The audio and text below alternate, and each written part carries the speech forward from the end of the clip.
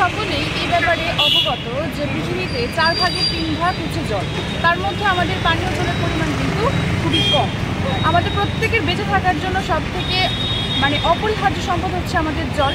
সাম্প্রতিককালে একটি পরীক্ষা করে দেখা গেছে যে দক্ষিণ আফ্রিকার যে রাজধানী কেপটাউন শহরটি বিশ্বের প্রথম জলহীন শহর বলে ঘোষণা করা হয়েছে এবং সেই যাত্রা কিন্তু দুঃখজনক যাত্রা আমাদের ভারতবর্ষেও কিন্তু প্রবেশ করেছে এবং মানুষের ক্রিয়াকলাপের ফলে আমাদের ভারতবর্ষের বিভিন্ন রাজ্য সেই জল সংকটের মুখে পড়েছে।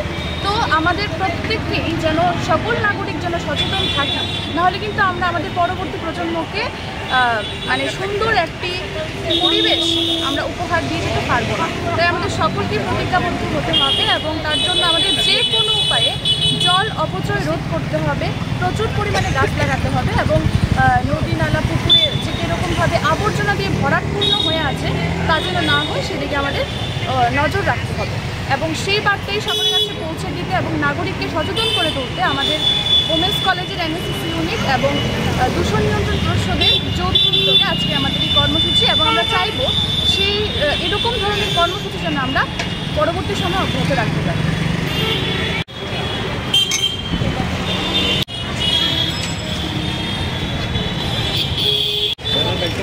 বুঝাও ব্যানার লাগতো না।